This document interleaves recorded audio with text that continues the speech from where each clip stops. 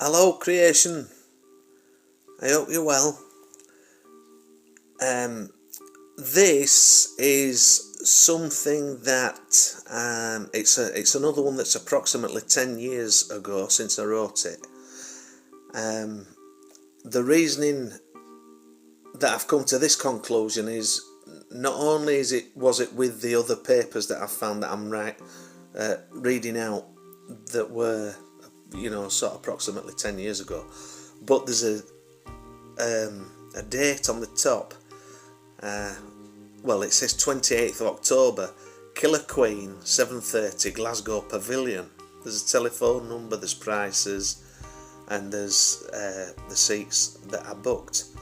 Now, when I was at that time, I was making my way back from my homeless and penniless stint, and I was working, saving money, buying tickets for a gig, and then working, buying digs, for us to stay.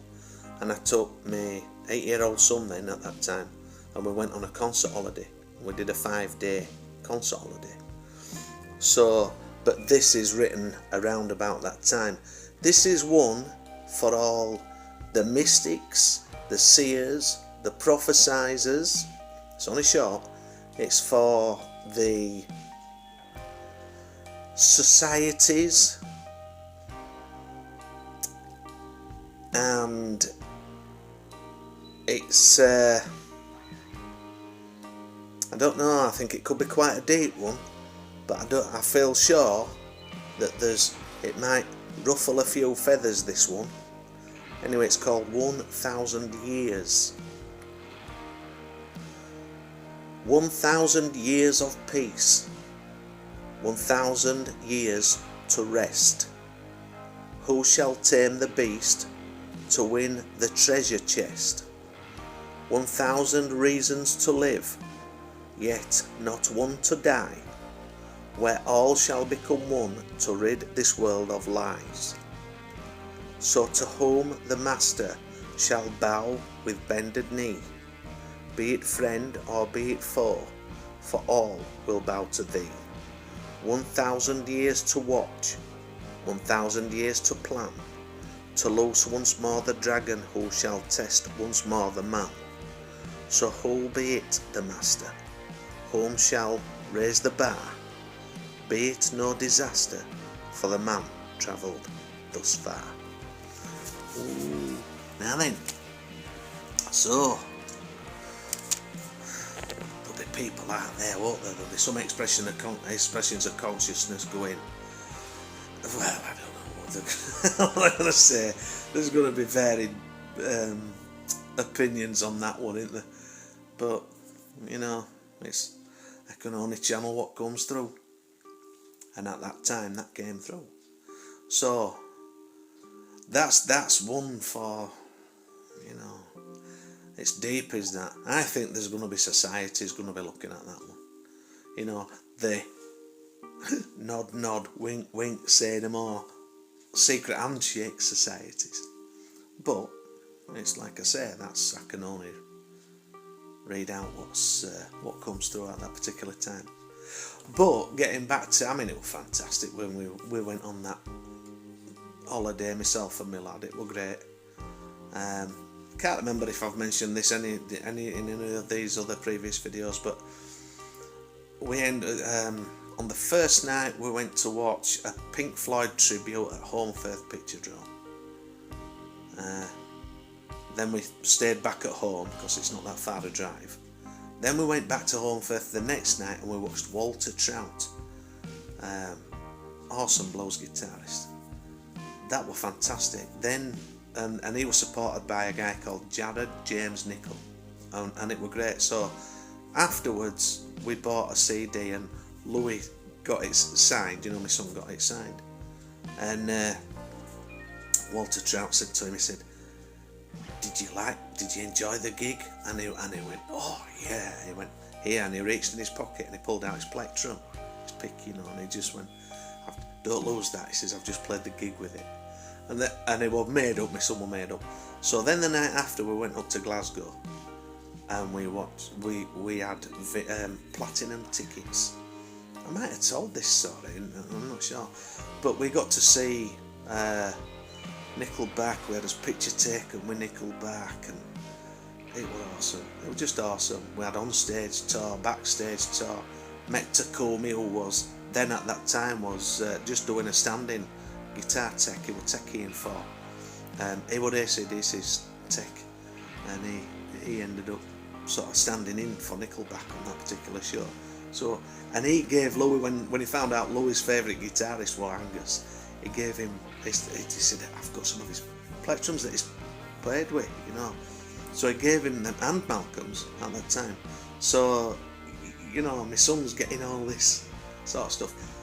And then the next night we saw Bad Company, supported by Richie Sambora and Orianthe. And that was fantastic. That was great as well, really good. And then we went for a couple of days. I think it was outside a lot more, just in a B&B, a hotel actually. And then the last night was this one, the Killer Queen tribute in at Glasgow, and it was fantastic. And all week I'd been saying to my son, you know, I'd been saying, Louis, and I'd say, what? And I'd go, I'd swear, you know, I'd say a little swear word or whatever, and he'd go, and he'd have a little giggle, you know, and then all week I'd be saying like different little swear words to him or whatever. Anyway, it comes to this, so we go and we watch Killer Queen, then we come back, and I get some pakoras, and I'm eating pakoras. So we've gone back to Rome, because right next to it, where we were staying, there was this little sort of takeaway. So I got these chicken pakoras, and he's walked in and he's kicked his shoes off, you know, and he's got on bed and he's put his hands behind his head like that, and he's gone, and I'm eating a pakora. I turn me back and I just go, come on then, sunshine, get yourself ready for bed now. I said it's bedtime, and I'd been, bear in mind, I'd been saying all these little swear words to him all through the week, and he'd been giggling all week, and I just heard this little voice from back of me. He went, bollocks. And I turned around and he was laughing his head off, and I just went, Louis, I says, that is so punk rock. I said, you come on a concert holiday with your dad, I says, for 5 days, I says, and then at the end of it you're telling your old man to bollocks. I says, that is so funny, you know. But it was just, and we laugh about that now, you know, we still laugh about that now. So, but it was great. It was just great fun. Yeah, it was great. And then I'd said to him, we'd come back, we'd been walking all around Glasgow, and we come back, and we were shattered, and I said, Louis, do you want to say how your dad? I made sure it was clean first. I said, Louis, do you want to say how your dad calls his feet down? After walking around all day like that, I said, no. So I flushed toilet and put my foot in, then put the other foot in, you know, one at a time, and cooled it down while water running. He was laughing his head off. He said, I want to go, Dad, I want to do it. Oh, brilliant experience.